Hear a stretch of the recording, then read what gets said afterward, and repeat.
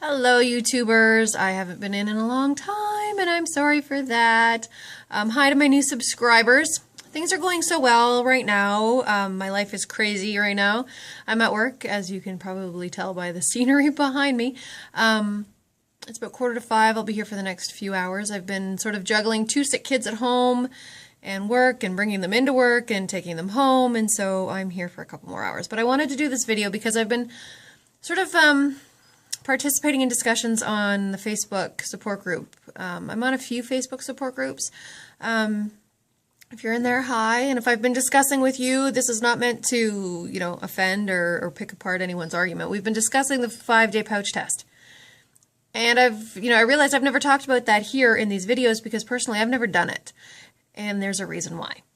The 5-day pouch test, for those who don't know what it is, Google it. Truthfully, I'm not going to go into the details. It's basically a way for us to get on track, and some people believe it's a way to sort of test their pouch to see if they've extended the limits of their pouch, if they've stretched it, if it doesn't work anymore, whatever. Truthfully, I think it's treated as a crash diet for RNY patients, and I do not agree with crash diets at all. I lived my life crash dieting before surgery. Why would I want to do it now? I find that this 5-day pouch test is used as a way to, say, break a stall. Those of you who know me know I hate that word stall. It's not a stall. It's just your body doing what your body's going to do whether you like it or not. And it's a way for us to take control over something we have no control over, basically. So I think that the 5-day pouch test is more of a psychological test for ourselves. It's not testing us physically, I don't think, as much as we would like to.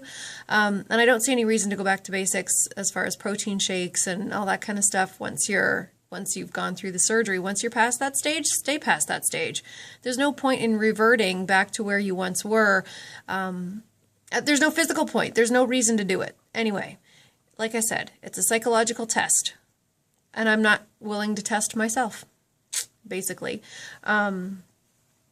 If I want to get back to basics, I will, go back to more dense proteins, more frequent, smaller meals. I'll get back to where I was. I don't need to live on Jell-O and Crystal Light and protein shakes and that kind of stuff again. Once I got past that stage, I swore to myself I was never going back because I hated it, every moment of it. Sorry, my glare in the glasses for my computer. So yeah, there was that, and then somebody else was talking about blackouts, and I know I've talked about this before in my previous videos. When I was about 4 months out, I started getting these blackouts. And basically what happened is every time I stood up, my world would go black. My eyes were wide open, but I could see nothing, and my world went black, and it would sort of spin, it would do one of these, and then it would gradually fade. And it only lasted, 8 to 10 seconds, which, and sometimes they were really intense, like I truly thought I was going to fall down. It still happens to me every once in a while, although not quite so often. For me, what it was a dip in my blood pressure. And there's all this talk, check your blood sugars. Don't check your fucking blood sugars, people. Like, seriously? I don't understand. Anyway. There's so much, and this is why I've backed off the support groups, because there's so much misinformation out there, it's driving me crazy. If it was your blood sugar, you wouldn't come back. You wouldn't bounce back as quickly. So it's not your blood sugar. The way it was explained to me was this. I'll explain it like this. When we get to be super morbidly obese, we develop high blood pressure because our blood vessels get fatter. Our blood vessels dilate to accommodate our heart working harder to push the blood through, right? Because we get winded, we get out of breath, our heart has to work harder to push the blood through. That's how we develop high blood pressures, because our arteries are expanding like this and our blood's trying to get through it. As we lose the weight and our heart doesn't have to work so hard to move the blood around because we've lost, half of ourselves, there's obviously, less space for it to go. Our heart slows down, but our blood vessels stay the same size. So instead of our blood forcing through these blood vessels, we're basically trickling through. It's like somebody turned the faucet down a little bit. So the blood's still going through, but it's trickling through. So when we go from a sitting position to a standing position and all that blood goes whoosh all at once because we just stood up, it all leaves our head and whoom. That's where the dizzy comes from. So just even take what I say with a grain of salt, guys. I'm not a doctor. I'm just giving you my experience. This is how it was described to me. If it's happening to you, you know, once you start to lose a significant amount of weight and your heart has learned to slow down and it doesn't have to work as hard, you may go from, I mean, I went from high blood pressure. My blood pressure before surgery was 145 over 95. They said if I hadn't been going for the surgery, they would have medicated me for my blood pressure being, you know, going up and up and up and up and up. So now my blood pressure resting sometimes is 95 over 70. So from a sitting position, you can only imagine how low my blood pressure went. My resting heart rate before this surgery was 106. The last time I was at the doctor, my resting heart rate was 46. A normal heart rate is between 60 and 100. So there's so many differences going on inside our body. And of course, it's going to take some time to adapt. So, you know, yes, it could be blood sugar, you know, when you get these woozies, and, you know, but my bet would be that it's not. And then there's all this talk of reactive hypoglycemia, which is a reality for some people, but it's a very slim reality. Like it doesn't happen to as many people as we think it does. Anyway, that's my experience with that. I'm shaking the camera because I'm going to drop it. There we go. I'm sitting at my desk. I don't have anything to prop this up on. Anyway, so have I ranted enough about that? Things are going good, guys. I hope everybody's doing well. You know, I've been watching a lot of you on Facebook, and some of you are having some difficulty in your personal lives, and I'm sorry. I wish I could be closer to a lot of the people that I've met through this.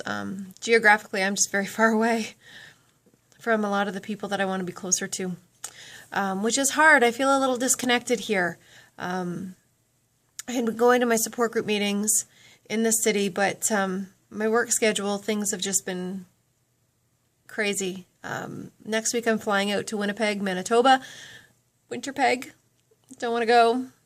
No, I want to go. I want to go to Winnipeg. I've never been to Winnipeg, so I want to see it. I'm just not looking forward to going there in February. And I'm flying out on my birthday, so I get to spend my birthday on a plane going to Winterpeg, Manitoba. Wish me luck.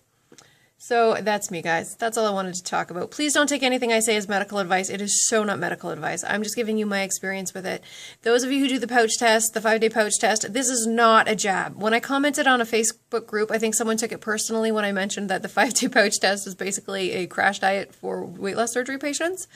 And I think they were a little offended because they partake in it. Don't take what I take, you know, what I say offensively. I'm not judging anybody. You know, we all do our own journey. We all ride our own journey. I don't participate in the 5-day pouch test because I can't do crash diets. It's psychologically more damaging to me than physically beneficial. That was a mouthful. Big words when I'm at work.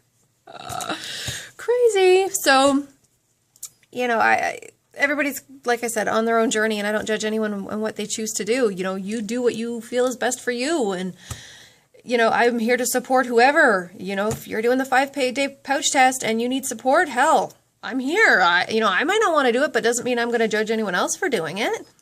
You know, same with the surgery choice. Man, when I first had this surgery, when I first went in for this surgery, I was doing my research online and stuff, and I was talking in obesityhelp.com, which I don't go on anymore because the drama there just did more to piss me off than anything else. But the drama surrounding surgery choices and, you know, oh God, surgery wars, they used to call them. You know, somebody would get on their high horse about how their surgery was better than someone else's. And you know what, maybe it was better for you, but don't judge people for the choices they make. And I don't judge you guys for the choices you make. I make my own choices, and I love everybody in this community. And I throw my 2 cents in every once in a while because you guys know I keep it real. You know, I let you know what's going on. And I realize my last few videos have been kind of fluffy, meaning I haven't really gotten into anything big and deep and, you know, really weight loss surgery related. So, I don't know. That's me. Anyway, guys, I'm going to go get some work done. I should probably get some work done. I was home all day with the kids. When husband came home at 3:30, I left to come to work. And here I am. Anyway, lots of love, guys. Happy Valentine's Day tomorrow. Smooch the ones you love. Give them a big smooch. And tell them you love them every day, not just tomorrow.